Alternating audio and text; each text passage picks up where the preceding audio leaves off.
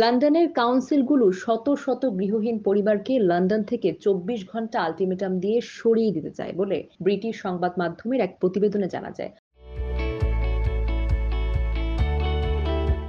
লন্ডনের ক্যাম্পেইন গ্রুপে বলেছে ৩১৯টি পরিবারকে ২০২৩ সালে লন্ডন হতে বের করে দেওয়ার ঘটনা জানা যায়, যার ফলে অনেক পরিবার নানান রকমের বিশৃঙ্খল পরিস্থিতির শিকার হবার মুখে পতিত হয়েছে। গত বছরে এরকম পরিস্থিতির মুখে পড়েছে লন্ডনের শত শত পরিবার। ব্রিটিশ সংবাদ মাধ্যমের খবরে জানা যায়, কিছু পরিবারকে মাত্র ২৪ ঘন্টার নোটিশে দেওয়া হয়েছিল লন্ডনের বাহিরে যাওয়ার জন্য। আবার কিছু পরিবারকে সাময়িকভাবে বাস করা আবাসন হতে রাস্তায় ঠেলে ফেলে দেওয়া হয়।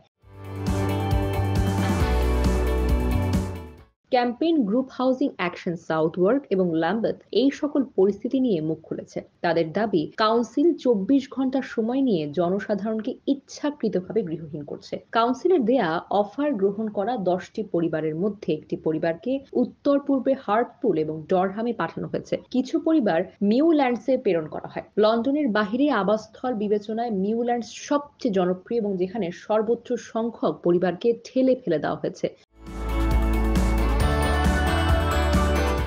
জুপলারের মতে, যুক্তরাজ্যের উত্তর পূর্বাঞ্চলীয় অঞ্চল বসবাসের জন্য সবচেয়ে সস্তা অঞ্চল। বেসরকারিভাবে ভাড়াটিয়ারা ২০২৪ থেকে £৬৯৫ মাসিক বাড়ি ভাড়া প্রদান করে থাকেন। হার্টপুলে ৪ বেডরুমের বাড়ি ভাড়া হলো £৬৮৮ প্রতি মাসে বলে তথ্য অনুযায়ী জানা যায়। ডরহামে ৪ বেডরুমের বাড়ি ভাড়া হলো £৬০০।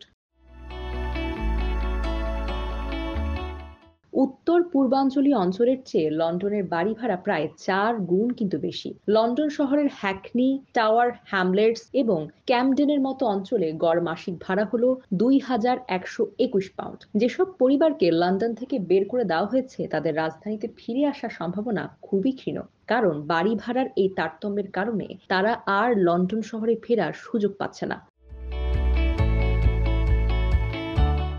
হাসলের মুখপাত্র এলিজাবেথ হোয়াইট বলেছেন, আমাদের সর্বশেষ গবেষণায় রেকর্ড ব্রেকিং গৃহহীন লোকদের পরিসংখ্যান যুক্ত হয়েছে। কাউন্সিলগুলো বিপুল সংখ্যক পরিবারকে ইংল্যান্ডের উত্তর পূর্বে ঠেলে দিচ্ছে, অনেক সময় হুমকির মুখে পরিবারের সিদ্ধান্ত নিতে বাধ্য করছে। কাউন্সিলের এই আচরণ অবশ্যই বেআইনি, তবে আইনি সহায়তা পায় না বলে মানুষরা অসহায়ভাবে কাউন্সিলের কথা মেনে নিচ্ছে।